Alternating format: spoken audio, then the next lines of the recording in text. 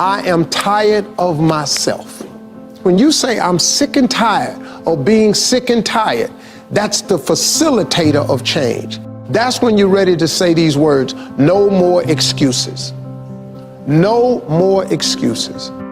I've never met a person who was not successful that didn't have a great amount of self-discipline within their life. Self-discipline and being able to perform and being able to keep your life on schedule and being able to keep commitments and promises and meet deadlines is essential to success. None of us can afford to have a life that is controlled by someone else or a life that is basically controlled by our emotions. I learned many years ago that there are two kinds of people. There's the type of person who says, I'm going to wait till I feel like it before I do it. And then there's a person who says, I've got to do it so that I feel like it. One will never get anything done because they're still waiting to feel the moment to move. And the other person says, no, I need to move, and then I will begin to feel the moment. Sonia, self-discipline is essential in your life and in my life if we're going to get things done. So I have a challenge for every one of you this weekend. The challenge is simple. As you go through your weekend, and sometimes it's kind of hopefully an easier time of your week, ask yourself, am I practicing self-discipline in my life? Am I doing the things that I should do because I need to do them, or am I kind of waiting to feel the moment? If you don't know this quote, live by it. One can have no smaller or greater mastery than mastery over oneself. That's Da Vinci. Da Vinci did amazing things with his life. I wanted to do equally amazing things with mine. And if that's the game that we're playing, if I can construct my belief system, if I can choose at any moment to believe something that's more empowering than I was believing the moment before, and that will actually find its way into my actions, allow me to do things that I couldn't do the moment before, then it's like that moment in The Matrix where Neo realizes he knows Kung Fu. And that's like, as funny as that is, that's how I think about life. To me, the very fundamental purpose of life is to find out how many skills I can acquire that have utility, and then put that utility to the test in service of something greater than myself. Stop comparing yourself to others. So the first thing you do is stop focusing on other people. Instead, focus on being the best version of you that you can.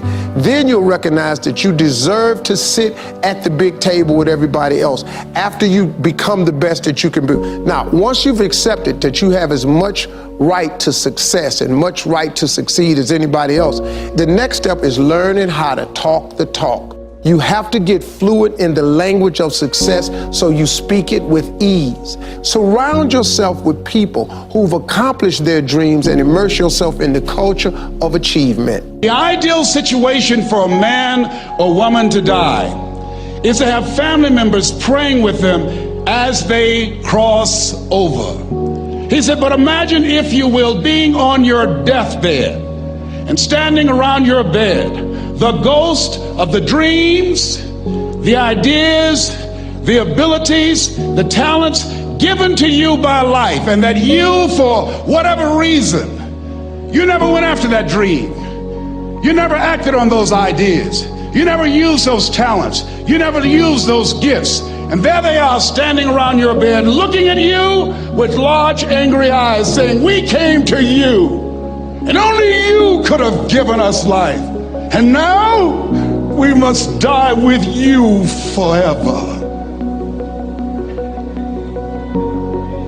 And the question is, if you died today, what dreams, what ideas, what talents, what books, what music, what leadership, what voice will die with you?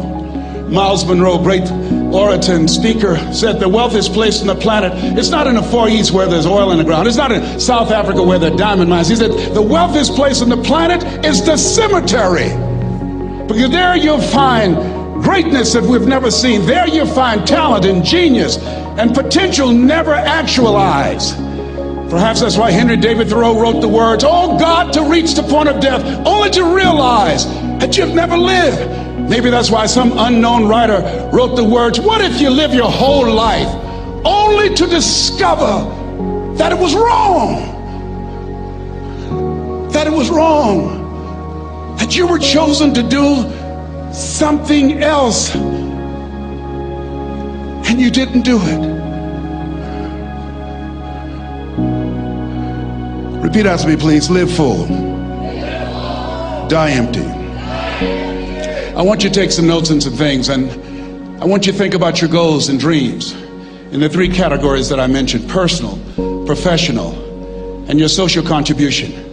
How many of you are serious about your goals and dreams? Raise your hands, please. Thank you very much. How many of you don't want to take your dreams to your grave with you? Raise your hands, please. Very good. Shake someone's hand on your right and left. Look them in the eyes and say, "Get out of your head and step into your greatness." Do that right now, please. Say, "Get out of your head and step into your greatness." I want you to write this down. Let us say together, as you think about your goals and dreams, let us say together, "It's possible," together, please. Yes, write that down. See, ladies and gentlemen, as an entrepreneur, I've been an entrepreneur for 20 years. It's my 21st year. I could have been speaking and training for 34 years. But for 14 years, I was living in my head. For 14 years, I stopped myself. For 14 years, I used to go see Zig Ziglar, that I considered the #1 motivational speaker on the planet. Zig Ziglar and Tony Robbins, they're the best on the planet.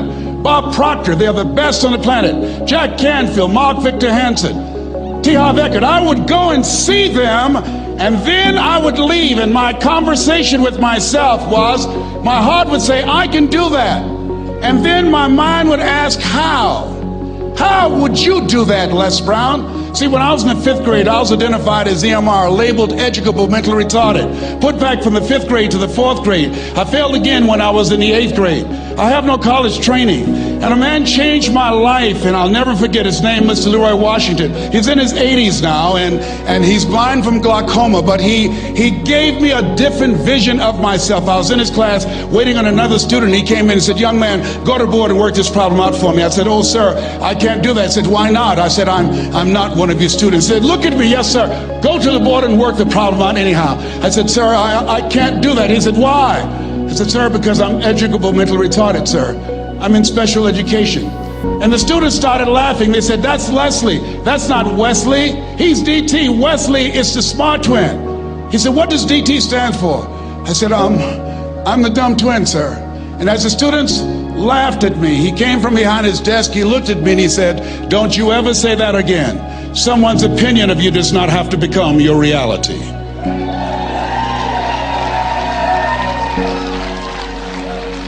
On one hand, I was humiliated, but on the other hand, I was liberated, because he looked at me with the eyes of Goethe, who said, "Look at a man the way that he is, he only becomes worse. But look at him as if he were what he could be, then he becomes what he should be." And so we developed a relationship. And one of the things that I can just tell you as you think about your goals and dreams, all of us can say in a spirit of integrity that it's possible. That if anybody at any point in time lived their dream, then it's possible that I can live mine.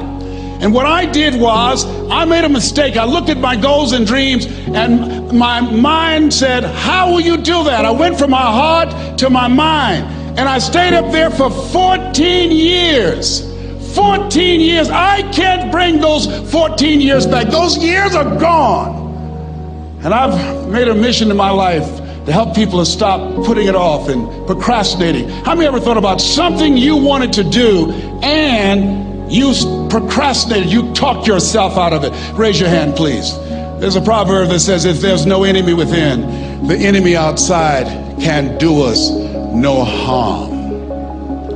And so, as you look at your goals and dreams, every day we must convince ourselves, we must sell ourselves on that it's possible. Every seminar, every workshop, every book that I've ever read, every speaker that I've ever heard, it interrupted what I was believing about myself. Everything that you do, everything matters. As you go through each day, I know now as I look back at age 63, looking at my life, everything matters. T. Harv is right. How you do anything is how you do everything. And I realized that the choices I was making was based upon how I saw myself. I felt inferior because of the fact that I don't have a college education. I allowed that level of fear of failure to stop me.